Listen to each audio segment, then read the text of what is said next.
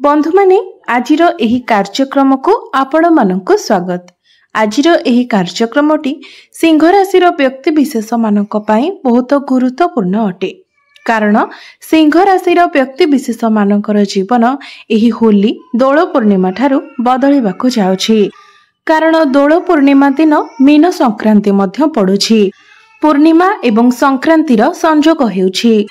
एही दिन सूर्य निजर राशि परिवर्तन करबाकु जाउछंती एवं 29 मार्च को शनि मध्य निजर राशि परिवर्तन करिवे, जहा फलरे आपणक राशि रे शनि अढेईर आरंभ हेबाकु जाउछि। जहा फलरे एही होली दोल पूर्णिमा परठारु आपणक जीवन रे एक बड़ परिवर्तन हेबाकु जाउछि। तेबे आपणक जीवन रे कौन सबु परिवर्तन हेबाकु जाउछि, केउ सबु बड़ घटना गुड़िक घटिबाकु जाउछि, से विषय जानिबा पई आपण माने भिडियोटी को स्किप न करी शेष पर्यंत निश्चय देखंतु। एवं आपणकर जदि सिंह राशि होई थाए तो भिडियोटी को लाइक करी चैनल टी को सब्सक्राइब करी दियंतु। कमेंट बॉक्स रे भक्ति एवं श्रद्धार सहित जय श्री कृष्ण निश्चय लिखंतु। तो बंधु माने आसंतु आरंभ करिबा आजिर एही कार्यक्रम को, जहा कि जन्म राशि एवं चंद्र राशि उपरे आधारित अटे। तो राशि चक्रर 12 गोटी राशि मध्यरु पंचम राशि हेउछि सिंह राशि। तो आपणक कुंडलीर द्वितीय भावरे विराजमान अछंती केतु, सप्तम भावरे विराजमान अछंती शनि एवं सूर्य। तो 15 मार्च को अर्थात दोल पूर्णिमा दिन सूर्य निजर राशि परिवर्तन करी आपणकर अष्टम भाव को प्रवेश करिवे एवं 29 मार्च रे शनि मध्य आपणकर अष्टम भाव को प्रवेश करिवे। तो आपणकर अष्टम भाव रे विराजमान अछंती राहु, शुक्र एवं बुध। दशम भाव रे विराजमान अछंती देवगुरु बृहस्पति एवं आपणकर एकादश भाव रे विराजमान अछंती मंगल। तो सर्वप्रथमे आसंतु जानि नेबा आपणकर स्वास्थ्य किपरि रहिबो एही दोल पूर्णिमा परे।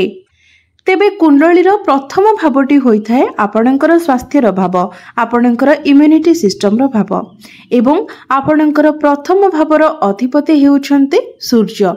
तो दोल पूर्णिमा ठारू सूर्य आपणकर अष्टम भाव को प्रवेश करिवे। तेबे आपणको निज स्वास्थ्यर विशेष जत्न नेबार अछि। कारण अष्टम भाव को कुंडली रे भल बोली विचार करा जाय न थाए।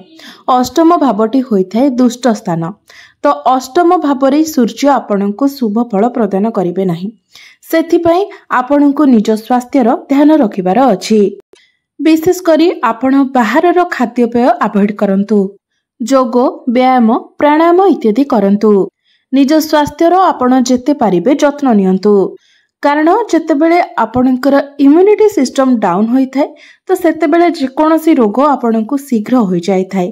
विशेष करी जेतेबेले ऋतु परिवर्तन होई थाए तो ठंडा, काश, ज्वर ए सब आपणको होई जाय थाए। एबे आसंतु जानिबा विद्यार्थी मानक पई किपरि रहिबो दोल पूर्णिमा परर समय। तो बंधु माने कुंडलीर पंचम भावटी होई थाए शिक्षार भाव। आपणकर पंचम भावर अधिपति हेउछन्ती देवगुरु बृहस्पति, जे कि आपणकर दशम भावरे विराजमान अछन्ती एवं गुरुंकर दृष्टि आपणकर द्वितीय एवं चतुर्थ भाव उपर को रहुछि। तो बंधु माने आपणकर पंचम भावर अधिपति देवगुरु बृहस्पति दशम स्थान रे बहुत भल स्थिति रे अछन्ती, मात्र निजर शत्रु गृह रे अछन्ती। सेथिपई आपणक मनरे अनेक प्रकारर विचार आसीबो, अनेक प्रकारर नेगेटिव चिंताधारा आसीबो। तेबे आपण माने समस्त प्रकारर नेगेटिव ठारू दूरे रुहंतु एवं आपण पाठ पढारे जहा करिवा पई चाहुचंती ताकू आपण करंतु। कारण डेरी रे हेले मध्य सेथिरे आपण सक्सेस हेबे। तेबे आमे जदि आपणकर एग्जाम कथा कहिबा तो आपणक पई एप्रिल मासटी भल रहिबो। मार्च मासटी आपणक पई सेतेटा भल रहिबो नाही। विशेष करी दोल पूर्णिमा परे आपणक पई सेतेटा भल रहिबो नाही, किंतु एप्रिल 15 परे आपणक पई समय बहुत भल रहिबो। जेहेतु सूर्य आपणकर टिके दुर्बल स्थिति को चली आसीबे, सेथिपई आपण जदि गवर्नमेंट एग्जाम किछि देउछंती तो सेथिरे आपणको होयतो सेतेटा सक्सेस मिलि न पारे। मात्र एप्रिल मासरे किंतु आपणक पई बहुत भल सुजोग रहिबो। एवं आपण जदि एडमिशन नेबा पई चाहुछंती सेथिपाई मध्य एप्रिल 15 परे आपणको पई समय भलो रहिबो। मात्र दोल पूर्णिमा परे पाठ पढ़ारे आपणकर एग्जाम किंबा एडमिशन पई सेतेटा समय भलो रहु नाही। मात्र पाठ पढ़ा किंतु आपणकर 70% भलो रहिबो। आपण एणु तेणु किछि अଯଥା चिंता न करे निजर पाठ पढ़ारे फोकस करंतु। एबे आसंतु जानि नेबा आपणकर प्रेम जीवन किपरि रहिबो एही दोल पूर्णिमा परे। तो बंधु माने पंचम भावटी आपणकर शिक्षार भाव हेबा सहित पंचम भावटी मध्य होइथाय आपणकर प्रेम जीवनर भाव। तो आपणकर पंचम भावर अधिपति हेउछंती देवगुरु बृहस्पति, जे कि आपणकर दशम स्थान रे विराजमान अछंती। एवं आपणकर प्रथम भावर अधिपति सूर्य आपणकर अष्टम भावरे विराजमान अछंती। तो दोल पूर्णिमा परे आपणको आपणकर प्रेम जीवन प्रति मध्य विशेष ध्यान रखिबार अछि। जेमिति छोट छोट कथा को नेकी आपणको मध्यरे झगड़ा न हुए किंबा जुक्ति तर्क न हुए सेति प्रति आपणको ध्यान रखिबार अछि। कारण दोल पूर्णिमा परे सूर्य राहुंको सहित रहिबे, जाहाको कि श्रापित दोष कहा जाय थाए। जहा फलरे किछि भी आपण कहि देई पारंती एवं अनेक प्रकारर नेगेटिव चिंताधारा मध्य आपणकर मन को आसीबो। सेथिपाई आपण निजर बाणी उपरे मध्य नियंत्रण रक्षा करंतु। तो आपणको विशेष करी निजर बाणी उपरे नियंत्रण रक्षा करिवार अछि एवं किछि कहिबा पूर्वरु आपण भाबी चिंती कहिवार अछि, नचेत एहार खराब प्रभाव आपणकर प्रेम जीवन उपरे पड़िबो, जहा फलरे आपणकर प्रेम जीवन रे समस्या सृष्टि हेबो। एबे आसंतु जानि नेबा आपणकर वैवाहिक जीवन किपरि रहिबो एही दोल पूर्णिमा परे। तो कुंडलीर सप्तम भावटी होइथाय आपणकर वैवाहिक जीवनर भाव एवं आपणकर सप्तम भावर अधिपति हेउछंती शनि एवं शनि निजर स्वराशि रे ही विराजमान अछंती एवं आपणकर सप्तम भावरे ही विराजमान अछंती।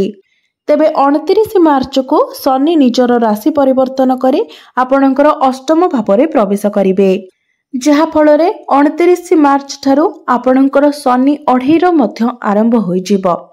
तेबे 29 मार्च पर्यंत तो आपणकर वैवाहिक जीवन बहुत भल रहिबो। मात्र 29 मार्च परे आपणको निजर वैवाहिक जीवन प्रति ध्यान रखिबाको हेबो। जेमिति अଯଥା कथा को नेकी आपणको मध्यरे जुक्ति तर्क न हुए एवं बिना किछि कारण रे जेमिति आपण फ्रस्ट्रेशन को न आसंती सेथिप्रति आपणको ध्यान रखिबार अछि। निजे ही जेमिति आपण समस्या न सृष्टि करंती सेथिप्रति आपणको ध्यान रखिबार अछि। एहा व्यतीत आपणक जीवन साथींकर स्वास्थ्य रे मध्य किछिटा समस्या देखा देई पारे, विशेष करी बैक पेन जॉइंट पेन भली समस्या देखा देई पारे। तेबे सेतेटा गंभीर समस्या नुहे, ए भली किछि छोट छोट समस्या देखा देई पारे। तो बंधु माने आपण गोटे कथा जानी रखंतु जे दोल पूर्णिमा परे निश्चित भाबरे आपणक जीवन रे एक बड़ परिवर्तन हेबो। केतेक सिंह राशि व्यक्ति विशेष मानक जीवन रे पॉजिटिव चेंजेस हेबो, तो केतेक सिंह राशि व्यक्ति विशेष मानक जीवन रे नेगेटिव चेंजेस हेबो। तो यह संपूर्ण रूप से आधार करे आपणक कुंडली रे शनिकर स्थिति उपरे। जदि आपणकर जन्म कुंडली रे शनि उच्च स्थिति रे थांती, स्वराशि रे थांती, मित्र राशि रे थांती, तेबे एही समय अवधि मध्यरे आपण रंकर राजा मध्य बनी जाई पारंती। किंतु जदि आपणकर कुंडली रे शनि नीचस्थ थांती, पीड़ित अवस्था रे थांती, तो एही समय आपणको बहुत किछि समस्या देई गति करबाको पड़िबो, बहुत किछि जंत्रणा भोग करबाको पड़िबो। कारण आमर जन्म कुंडली रे शनिकर स्थिति आमर पूर्व जन्मर कर्मर आधार रे ही रही थाए। जदि आमे पूर्व जन्म रे भल कार्य करिथाउ तो एही जन्म रे आमर कुंडली रे शनिकर स्थिति खूब भल रही थाए। जदि पूर्व जन्म रे आमे किछि खराब कार्य करिथाउ तो एहार प्रभाव रे शनि आमर कुंडली रे नीचस्थ होइथांती किंबा पीड़ित अवस्था रे थांती। सेथिपाई आपणको कुंडली रे शनि केउ स्थिति रे अछंती सेही आधार रे ही आपणको फल प्राप्ति हेबो। तो बंधु माने सेथिपाई तो आपण किछि करि परिबे नाही, किंतु एई जन्म रे निश्चित भाबरे आपण आपणकर कर्म को सुधारी परिबे। जदि आपण किछि भी खराब कार्य करूछंती तो आपण एबेठारु ही निजको सुधारी नियंतु एवं भल कार्य करंतु, जेहा फल रे किछि मात्रा रे आपणको उपरे शनिकर कुप्रभाव कम होई परिबो। किंतु शनि आपणको कुंडली रे जेउ भी स्थिति रे थांतु किंतु समस्तंको उपरे कार्यभार बढ़ी जीवो, रेस्पॉन्सिबिलिटी बढ़िबो। तेबे रेस्पॉन्सिबिलिटी एवं कार्यभार बढ़िबा सहित आपणकर इनकम रे मध्य ग्रोथ आसीबो। एवं सबुठारु बड़ कथा हेउछि एही शनि अढ़ई मध्य रे आपण जानि परिबे जे वास्तव रे आपणकर निजर किए एवं आपणकर पर किए। तो निश्चित भाबरे आपणक जीवन रे एक बड़ परिवर्तन हेबाकु जाउछि। एही समय अवधि मध्य आपण ऋण मध्य नहीं पारंती। तेबे जेउ मानक कुंडली रे शनि उच्चस्थ अछंती सेमाने ऋण को भल दिगरे लगाइबे, जहा फल रे भविष्यत रे सेमानकु लाभ प्राप्ति हेबो। मात्र जेउ मानक कुंडली रे शनि निश्चस्थ अछंती सेमानक उपरे किंतु ऋण करजर भार बढ़ी जिवो। तेबे आपणको पई गोटे खुशीर कथा हेउछि जे दोल पूर्णिमा परे आपणको किंतु आपणको भाग्यर साथ मिलिबाकु जाउछि। कारण कुंडलीर नवम भावटी होइथाय भाग्यर स्थान एवं आपणकर नवम भावर अधिपति हेउछंती मंगल, जे कि आपणकर एकादश भावरे विराजमान अछंती। एकादश भावटी होइथाय लाभर स्थान, तो आपणकर भाग्य भावर अधिपति लाभ स्थान रे विराजमान अछंती। अर्थात आपण जहाँ भी करिवे सेथिरे निश्चित भावरे संपूर्ण मात्रा रे आपणको आपणको भाग्यर साथ मिलिबो। जदि आपण किछि बड़ इन्वेस्टमेंट करिबा पई चाहुछंती, किछि बड़ कार्यर आरंभ करिबा पई चाहुछंती, आपणकर कोनोसी मीटिंग किंबा डील रहिछि, आपण कोनोसी शुभ मांगलिक कार्यर आयोजन करिबाकु चाहुछंती किंबा एपरि किछि भी कार्य आपण करिबाकु चाहुछंती जहा भाग्य संबंधित अटे, तो से सब प्रत्येक कार्य रे आपणको सफलता मिलिबो। कार्य क्षेत्र कथा हेबा जदि तो आपणको कुंडलीर दशम भावटी होइताय आपणकर कार्य क्षेत्रर भाव एवं आपणकर दशम भावर अधिपति हेउछंती शुक्र। तो शुक्र आपणकर अष्टम भावरे विराजमान अछंती। सेमितिरे तो अष्टम भावटी को कुंडली रे शुभ माना जाय नथाय, किंतु शुक्र आपणकर अष्टम भावरे उच्चस्थ अछंती, जहा फल रे आपणकर कैरियर बहुत भल रहिबो। एहा सहित बृहस्पति मध्य आपणकर दशम भावरे अछंती, कार्य भावरे अछंती, जहा फल रे आपणक मध्यरे ज्ञान बढ़िबो, आपणक मध्यरे मैच्योरिटी बढ़िबो। आपण जदि टीचिंग लाइन रे अछंती, कम्युनिकेशन किंबा काउंसलिंग रे अछंती, मैनेजमेंट किंबा डॉक्यूमेंटेशन रे अछंती किंबा बैंकिंग सेक्टर रे अछंती, तो ए सब क्षेत्र रे आपणको बहुत अधिक सफलता मिलिबो। तेबे कैरियर आपणकर एही दोल पूर्णिमा परे बहुत भल रहिबो।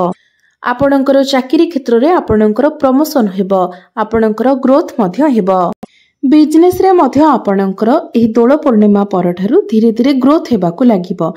तेबे बिजनेस रे आपणकर खर्च बढ़िबो, कारण बिजनेस को आपण आगो को बढ़ाइबे एवं किछि नुआ लोकों को मध्य आपण आपणकर बिजनेस रे शामिल कराइबे। बिजनेस रे आपण टिके चिंतित रही पारंती, मात्र धीरे धीरे ग्रोथ मध्य आपणकर बिजनेस रे हेबो। तो बंधु माने एबे आसंतु जानि नेबा किछि प्रतिकार विषय रे, जे प्रतिकार गुडिक करबा द्वारा आपणकर जहा भी किछि अशुभत्व रहउची से सब अशुभत्व आपणकर खंडन होई जिवो एवं आपणको अधिक शुभत्व प्राप्ति होई परिबो।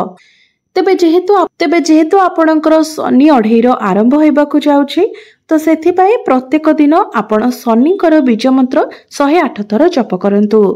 एवं जदि आपण जानिछंती जे आपणको कुंडली रे शनि निचस्थ अछंती, तो शनिवार दिन आपण किछि कला जिनिसर दान करंतु, जेमिति कि कला राशि, कला कंबल, कला छत्ता, कला जोता ए सब आपण दान करि परिबे। एहा व्यतीत प्रत्येक दिन आपण उदित सूर्यंको तंबा पात्र रे जलार्घ्य अर्पण करंतु एवं सूर्यंकर बीज मंत्र मध्य आपण प्रत्येक दिन 108 थर जप करंतु। एहा व्यतीत प्रत्येक दिन आपण मंगलंकर बीज मंत्र मध्य 108 थर जप करंतु। तो बंधु माने आपणकर जीवन मंगलमय हेउ, एहा ही ईश्वरंक निकटरे मोर प्रार्थना। धन्यवाद।